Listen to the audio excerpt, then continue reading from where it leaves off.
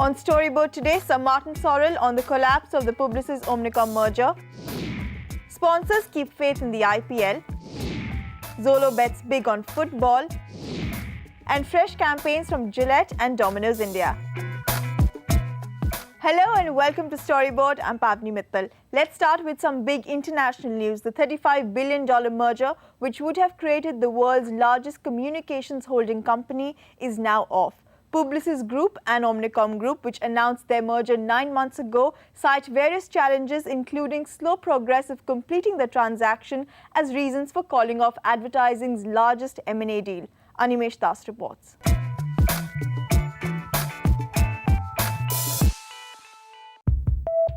It was dubbed a merger of equals. Announced with a lot of fanfare last July and originally expected to close by the end of 2013, the $35 billion merger between Publicis Group and Omnicom Group would have created the world's largest communications company. But all that changed Thursday evening. A joint statement issued by both parties called off the merger. The statement says, and I quote, "The challenges that still remain to be overcome, in addition to the slow pace of progress, created a level of uncertainty detrimental to the interests of both groups and their employees, clients, and shareholders." The parties have released each other from any obligation with respect to the proposed transaction, including payment of any termination fee. A $500 million termination fee would have applied if either of the parties had decided to walk away unilaterally. The statement continues, and I quote, "We have thus jointly decided to proceed along our independent paths. We of course remain competitors, but maintain a great respect for one another." One of the principles was that there will be equality in the management team. This has not been the case in the proposal of Omnicom, and I was going back and forth to try to convince them that we should have equality. And it was impossible to get that equality. And this was not the term of the agreement. The second aspect is that we have a model, which is the Publicis model, which everyone knows well in our industry, which is delivering the highest margin of the industry, and is supported by a production platform, shared services, a central IT, a new ERP, etc., etc. All this model is delivering superior margin. And we had the feeling that, in fact, that model may be diluted, and the promise that we made to the market that we will deliver superior margins will not be met. The merger was expected to generate up to $500 million in savings, and in August 2013, the two CEOs had told CNBC that the move would have given them more heft in competing against Silicon Valley giants. We have done a lot of deals, but this one has a lot of reason to exist. The most important one is that it's an excellent combination for our clients. We have to think first about the client, what this new world is creating as issues for our client, and we believe that this combination is something which will help them coping with all the changes which are happening in this world, and particularly with the internet giants. So this is something which has a lot of good reason. The marketplace has moved, and it's changing. It changes every day now, whereas in truth, up till 10 years ago, it didn't change very rapidly. You had time to absorb the changes, intellectualize them, re-educate your people. Now changes are instantaneous, and this gives us the combined resources plus an array of assets that we can service every client need, and we'll be terribly nimble at the same time in being able to shift to changes in the marketplace. This historic merger would have ousted WPP from the top of the global holding company ranks. The Publicis Omnicom Group would have also led the stakes in the effectiveness as well as the creativity race, if the measure is number of awards won. I think the original decision was an emotional one. I think both John and Maurice wanted to use it as an opportunity to knock WPP off its perch. It didn't have much of a strategic rationale or indeed a client rationale. And if it did, they were very slow to articulate it. And I think that told. And what's interesting, it's taken 10 months for it to fall on its face, but the market moves in strange ways. And the market really did knock this on the head, I think, in the end. Though they maintained a brave face, recent comments from John Wren and Maurice Levy had set rumour mills ablaze with speculation regarding the deal's future. Both CEOs will now surely have to face questions over their strategy. In Mumbai, Animesh Das. Amidst growing demand for suspension, the Indian Premier League did make it to its 7th edition this April.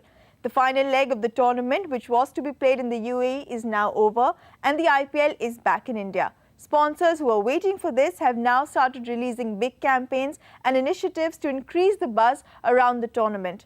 Despite the ongoing controversy and cloud of uncertainty, TV viewership for the first 23 matches has been the same as last year and sponsors continue to keep faith. Here's that report.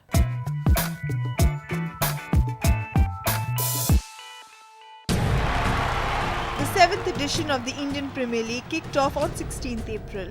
But it wasn't just the usual glitz and glamour, but controversy and uncertainty around the tournament which dominated the headlines.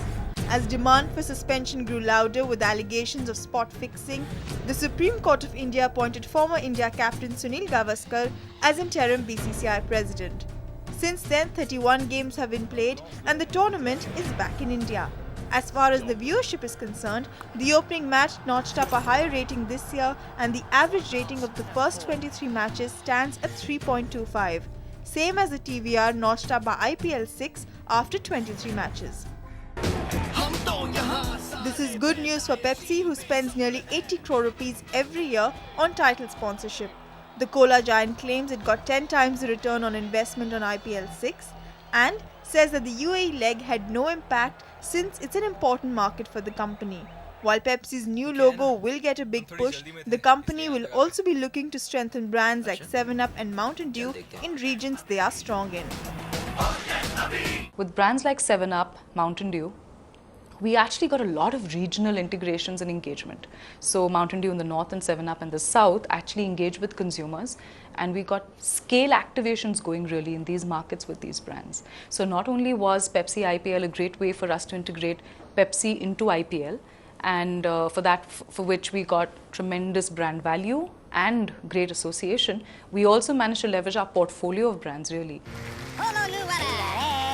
Vodafone, which renewed its sponsorship last year for around 30 to 35 crore rupees per year, is also the co-presenting broadcast sponsor this year.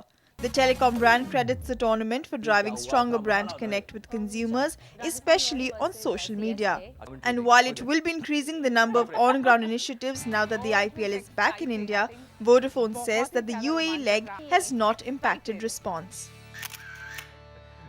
We have been using the our on-air sponsorship status to actually go live with our campaign at a high decibel level from day one. As far as the on-ground initiatives are concerned, we have already launched our Superfan initiative, which we implemented even during the UAE phase and has had a very good response. We are going to have far more on-ground initiatives because, for the on-ground initiatives, you're directly targeting the consumers in India to strengthen your brand engagement and connect with them. And that's what we will therefore be upping once the tournament moves to India. Star India, which backed the sponsorship rights for around 20 crore rupees per year last year, says that IPL 6 helped increase its viewership base to include the youth. Star, which upped its sports programming after a successful relaunch last year, is also streaming the tournament on starsports.com this IPL, and it's banking on this campaign to add to the buzz. Watch your Pepsi IPL on starsports.com. The goal was to establish starsports.com as the premier online destination for sports and make it mobile first. We've been incredibly enthused by the response. In the first 2 weeks itself, we have got over 2.5 crore visits. The digital response on IPL this year is over 50% compared to a year ago. And I believe television is just about holding, if not slightly decline, but digital is has never looked back. It's been an incredible response, 2.5 crore visits, significant amount of female traffic as well at roughly about 25 to 27%, very high engagement and time spent. Award jury.